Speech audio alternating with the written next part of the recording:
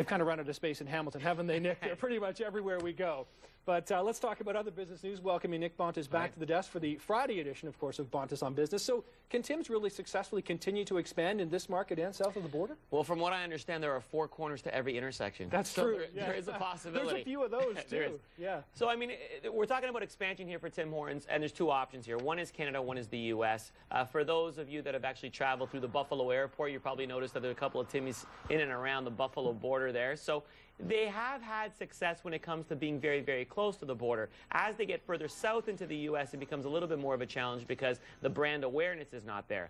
Now, with regards to Canada, I think that's actually their best choice is for more expansion in the U.S. Canada. It has to do with concentration. When you look at Ontario and Eastern Canada, there is 1 Tim Hortons for every 7,000 residents. And when you look in terms of the West Coast, there's 1 Tim Hortons for every 14,000 residents. So there's double the concentration of Timmys in Ontario than there is in the West. So my guess would be that they'd probably go out to Vancouver way before they go down to the U.S. Okay, all right, let's talk about Facebook now, another very popular item. Of course, this is more social media than donuts.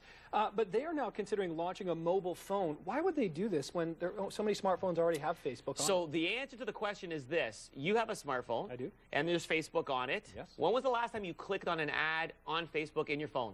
Never. And that is the problem. Okay. So we know that Facebook makes money from advertising. There's 1 billion users of Facebook. Half of them, 500 million, access Facebook through their smartphone. The problem is the click-through rate for their advertisers is close to nil. Ask yourself the same question. When was the last time you clicked on an ad in Facebook through your smartphone? So what Facebook is trying to do is trying to get money elsewhere. They have partnered up with HTC, which makes the HTC One smartphone. I'm a little fearful that they're going to alienate some of their other partners, i.e. Apple, Samsung, BlackBerry, and the rest. So they've got to be very, very careful with this move, in my opinion there, Nick. All right, you mentioned just BlackBerry there. Of course, they had a good day yesterday announcing almost $100 billion in profit. But what if Google and Facebook merge? Would that potentially kill BlackBerry?